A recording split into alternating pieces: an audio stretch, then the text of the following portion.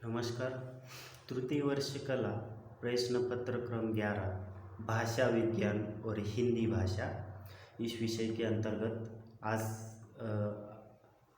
आज की तासिका में हम इकाई नंबर 3 के अंतर्गत भाषा हिंदी भाषा का उद्भव और विकास, इस मुद्दे पर चर्चा करेंगे। इस मुद्दे का अध्ययन करने वाले हैं। तो हिंदी भाषा का विकास जो है वह किस प्रकार से हुआ और उसका उद्भव और विकास कैसा है, इसके संदर्भ में हम आज की तासिका में चर्चा करेंगे।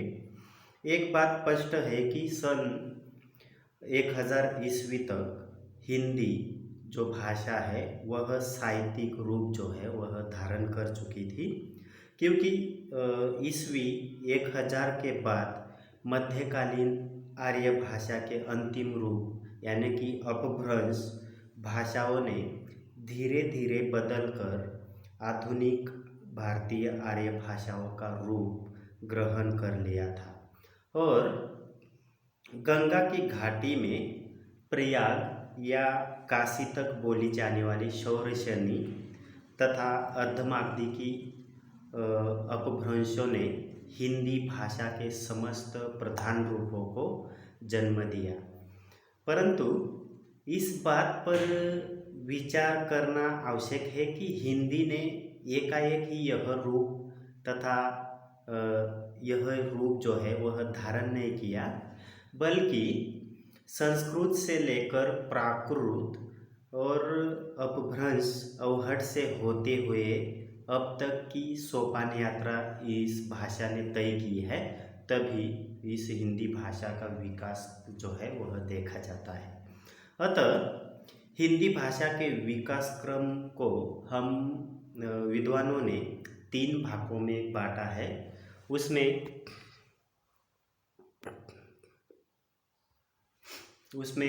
प्रथम प्राचीन भारतीय आर्य भाषा काल, जिसका कालखंड जो है वह 1500 ईस्वी पूर्व से 500 ईस्वी तक माना जाता है, तथा दूसरा कालखंड जिसमें मध्यकालीन भारतीय आर्य भाषा काल, जिसका कालखंड 500 ईस्वी पूर्व से 1000 ईस्वी तक माना जाता है।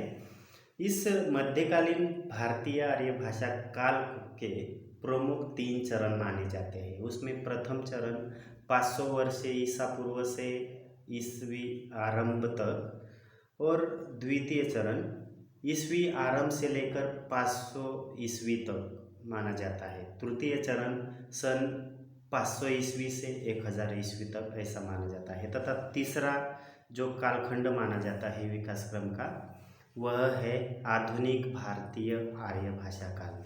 इसका कालखंड 1000 ईस्वी से अब तक यानी कि आज तक देखा जाता है। इसमें सबसे पहला जो कालखंड है प्राचीन भारतीय आर्य भाषा काल, वह देखते हैं। प्राचीन भारतीय आर्य भाषा के अंतर्गत हमें 2 रूप मुख्य रूप से देखने को मिलते हैं, और वह है उनमें वैदिक संस्कृत और लौकिक संस्कृत। यह 2 रूप जो है प्राचीन भारतीय आर्य भाषा काल में हमें देखने को मिलते हैं। यानी कि यह जो भाषाएं हैं प्राचीन भारतीय काल में वैदिक संस्कृत, इस भाषा के अन्य नाम संस्कृत, वैदिकी छांदस, प्राचीन संस्कृत आदि भी इसे पुकारा जाता है। वैदिक संस्कृत का प्राचीनतम रूप जो है वह ऋग्वेद संहिता में हमें मिलता है।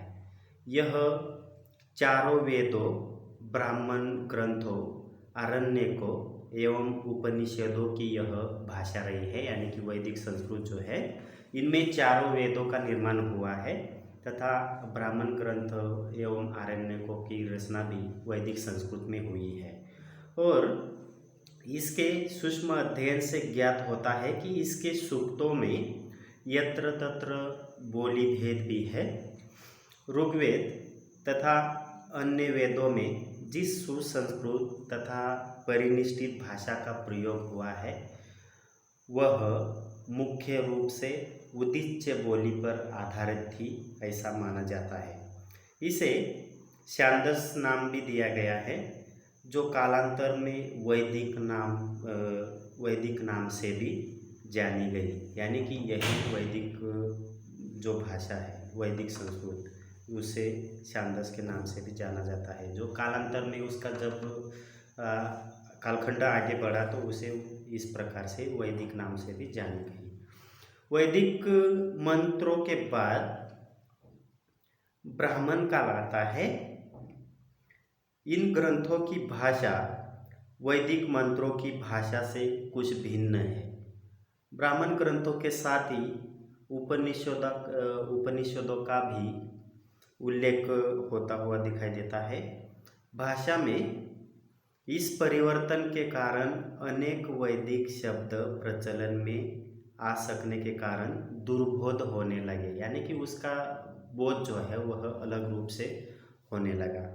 यह भाषा स्वर प्रधान तथा श्लिष्ट योगात्मक होने के कारण अत्यंत जटिल मानी जाती है, और इसी के कारण यह जो है वैदिक भाषा जो है वह दुर्बोध होने लगी। इसके बाद लौकिक संस्कृत। वैदिक संस्कृत के बाद प्राचीन भारतीय आर्य भाषा काल में लौकिक संस्कृत आती है। लौकिक संस्कृत वैदिक संस्कृत के परिवर्तित रूपों से विकसित हुई भाषा है। इसे क्लासिकल संस्कृत या देव भाषा भी कहा जाता है, लौकिक संस्कृत को। इसके अस्थिर रूपों की विविधता को एक रूपता प्रदान करने में पाणिनि का योगदान महत्वपूर्ण माना जाता है। यानी कि इसका जो विकास हुआ उसमें पाणिनि का बहुत महत्वपूर्ण योगदान माना जाता है। पाणिनि ने संस्कृत भाषा का परिनिष्ठीकरण किया। पाणिनि का संस्कृत व्याकरण अष्टाध्यायी इसी प्रयास का प्रतिफल माना जाता है, और उन्होंने संस्कृत व्याकरण जो अष्टाध्यायी लिखा है उसमें लौकिक संस्कृति इस भाषा का प्रयोग जो है उसका प्रयोग किया है, और वही इसी के कारण यह जो है इसका प्रतिफल माना जाता है। पाणिनि ने वैदिक भाषा में प्रचलित संज्ञा, सर्वनाम, विशेषण, क्रिया के अनेक रूपों और विकल्पों के स्थान पर एक रूप निश्चित कर देववाणी या लौकिक संस्कृत का ऐसा व्याकरण तैयार किया कि वह जन भाषा बन गई। यानी कि वह जन भाषा बनने के बाद उसे बहुत ही अच्छा रूप मिला, और इस लौकिक संस्कृत में उच्च कोटि का साहित्य रचा गया है, और इसीलिए इसका विकास प्राचीन काल में यह दो भाषाओं का विकास जो है वह देखा जाता है। मौर्य और गुप्त काल में संस्कृत का अधिक जोर रहा था। उस वक्त संस्कृत भाषा जो थी वह अधिक रूप में प्रचलित थी। इस भाषा में रघुवंश, मेघदूत, शिशुपाल वध, नैषध चरित्र आदि महाकाव्य तथा कालिदास भवभूति, भास आदि के द्वारा नाटकों की रचना भी इस भाषाओं में हुई।